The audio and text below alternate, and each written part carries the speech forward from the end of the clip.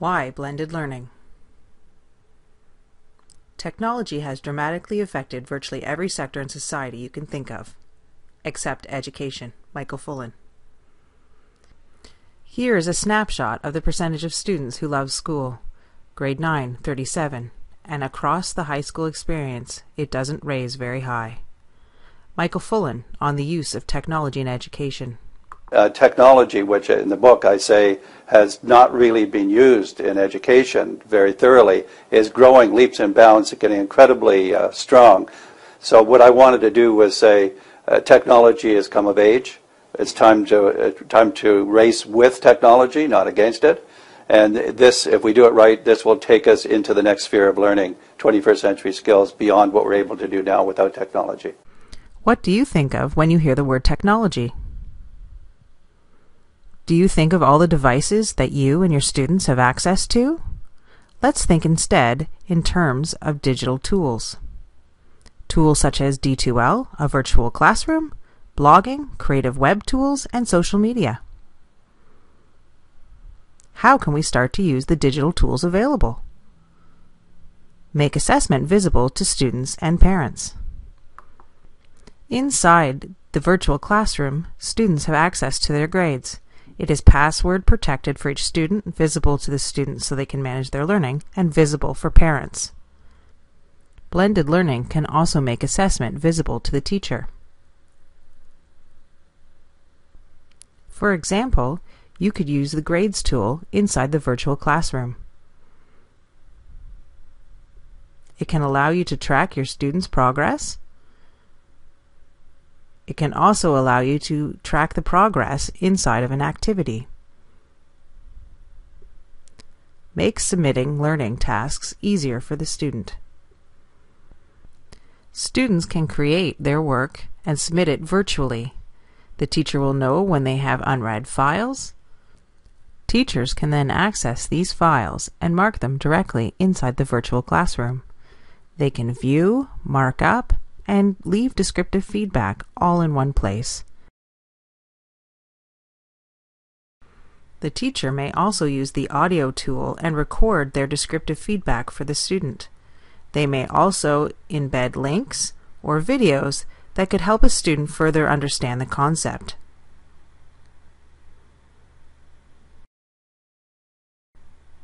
John Hattie on Seeing the Learning. How do you get teachers to see the learning through the eyes of the students? Now, the first thing that requires is for you to stop and listen to them. How do you stop and listen to the learning? There are lots of ways you can listen. You can do it through assessment, but you can do it by even listening to student questions.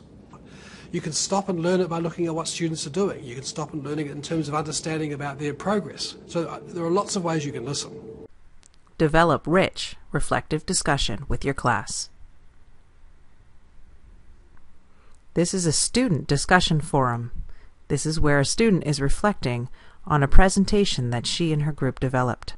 Notice how she's reflecting on her entire learning process, as well as extending herself into the community. This student is reflecting on her learning. From this comment, you can see that a learning community has developed. Students will ask and answer questions with one another. ePortfolio, a virtual interactive learning collection. Students collect their work over the semester and organize it into groupings. These groupings can then be put together in a presentation. The presentations can then be opened up to the community of learners, and they can comment like on social media.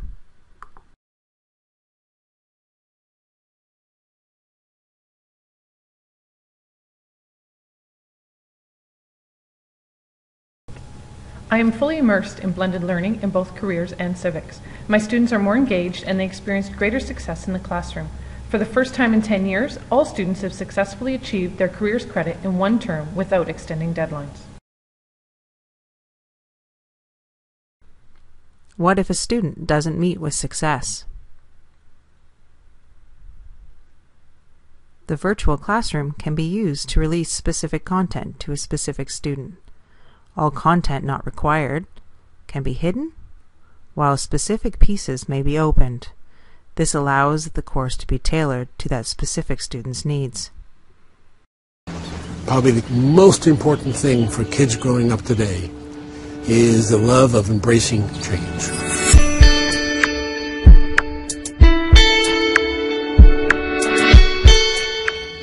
I mean, the catch for preparing students for the 21st century workforce is how do you get kids that have curiosity and a questing disposition? If you think of this questing disposition, you end up embracing change, not running from change.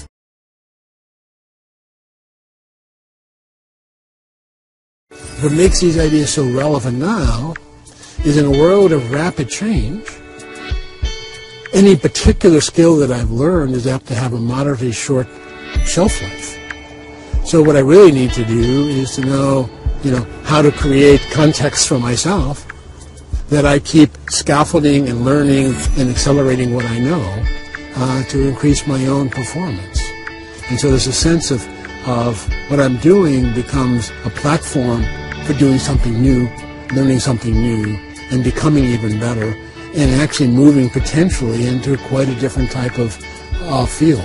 So it's kind of like suddenly now I'm looking at trajectories through life space as opposed to fixed points.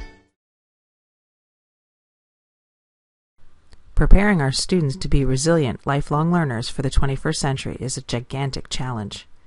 Indeed, many of the practices that work so well for the 21st century need to be recast, shifting our focus from a teaching focus to a learning focus. John Seely Brown. But what are the students saying?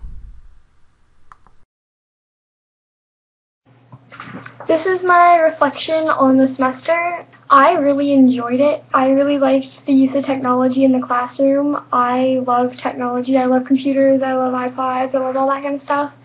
Especially with the hood. I really enjoyed the hood. I thought it was awesome that, you got us involved in it and that was our learning center kind of thing. And, we posted stuff into our blog. Everything was there. I liked how you really left it up to us to do the learning. Well, I don't have a webcam or anything to record my voice with, but I will just comment with my keyboard. This class was very interesting because I have never used technology as much as I've done in science. The tools we used, like our virtual class, and the tools we had to use for our culminating tasks like Glogster, are pretty interesting. In fact, I have already used Glogster for my English culminating task, so your idea of using the websites we used in science and other classes is working. I have enjoyed being on the computer most of this semester because, frankly, I just do better work on the computer than I do on paper. Technology made the class a lot more fun and allowed us to work independent but also work in groups. We also used an online class website where we could post our projects on our blogs for others to see. I like this because it allowed you to see what other people in your class were doing and what they thought was important.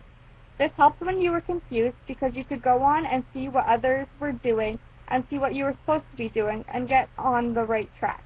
We were open to new creative types of ways to put our projects in. We can carry this on to other classes to make presentations more interesting and fun. I like being able to access all the work online. So like if I forgot a day because of sports, how we would have some assignments due on the computer and then have some paper handout.